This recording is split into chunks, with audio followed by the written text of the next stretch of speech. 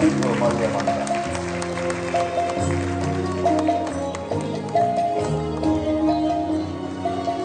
সাফ শিরোপা জয়ের স্বীকৃতি হিসেবে সরকারের প্রধান উপদেষ্টার কাছ থেকে ২১ পদক নিয়েছে বাংলাদেশ নারী ফুটবল দল। আজ ওসমানী স্মৃতি মিলনায়তনে তাদের এই সম্মাননা দেয়া হয়।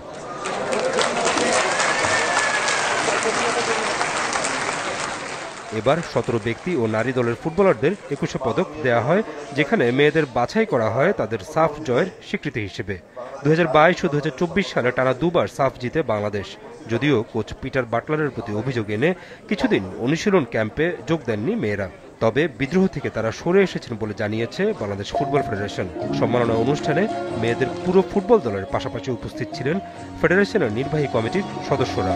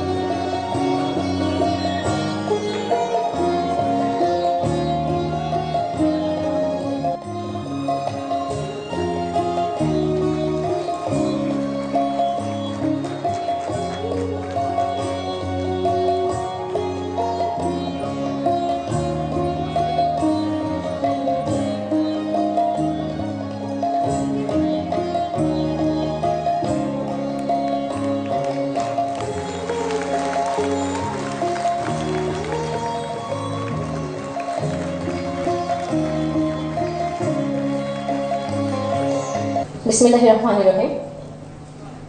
গণপ্রজাতন্ত্রী সরকারের মাননীয় প্রধান উপদেষ্টা, উপদেষ্টা পরিষদের মাননীয় সদস্যবৃন্দ এবং শ্রদ্ধা,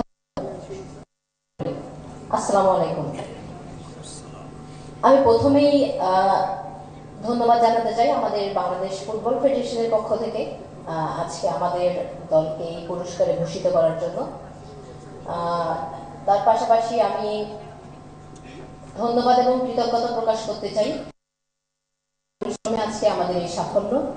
আমাদের ফেডারেশনের সাবেক সভাপতি কাজী মোহাম্মদ সালাউদ্দিন স্যার, আমাদের উইমেন্স উইংয়ের চেয়ারম্যান নাফিস আক্তার কিরণ সহ বর্তমান সভাপতি তাবিদ আওয়াল স্যার এবং আমাদের ফুটবল ফেডারেশনের সকল কর্মকর্তাবৃন্দকে যারা সবসময়ই আমাদের সাথে কাজ করে যাচ্ছেন বাংলাদেশের ফুটবলকে এগিয়ে নিয়ে যাওয়ার জন্য, সকলকেই অনেক অনেক ধন্যবাদ ও শুভেচ্ছা। ভাষা আন্দোলন আমাদের ইতিহাসের একটি অমর অধ্যায়। ১৯৫২ সালের সেই আত্মদান আমাদের শিখিয়েছে মাতৃভাষা মর্যাদা রক্ষায় কি অসীম সাহস ও সংকল্প প্রয়োজন।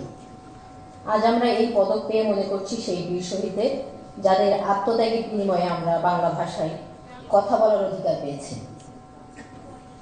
দেশের দ্বিতীয় সর্বোচ্চ বেসামরিক খেতাবে আমাদের আজ ভূষিত করা হয়েছে। আমরা গৌরবান্বিত, আমরা অনুপ্রাণিত। পাশাপাশি এটি আমাদের জন্য অনেক বড় সম্মানের, ক্রীড়াঙ্গনের জন্য মর্যাদার ও নারীদের জন্য অনন্য স্বীকৃতি। বলতে দ্বিধা নেই, এই স্বীকৃতি আমাদের দায়িত্ববোধ আরো বাড়িয়েছে। ২১ পদক প্রদান প্রক্রিয়ার সাথে সম্পৃক্ত সকলের প্রতি রইল কৃতজ্ঞতা। আপনারা আমাদের জন্য দোয়া করবেন।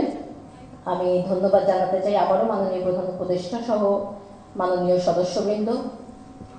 সবসময় আপনারা আমাদেরকে সাহস জুগিয়ে এসেছেন এবং আজকে যেভাবে আমাদের সকলকেই সম্মান জানালেন, সেটা আমাদের জন্য আসলেই অনেক বড় পাওয়া এবং আগামী দিনে আমাদের কাজ করার জন্য আরো সাহস যোগাই এবং আমরা দেশের জন্য যেন আরো সম্মান বয়ে আনতে পারি, সেই দোয়া সকলের কাছে কামনা করছি।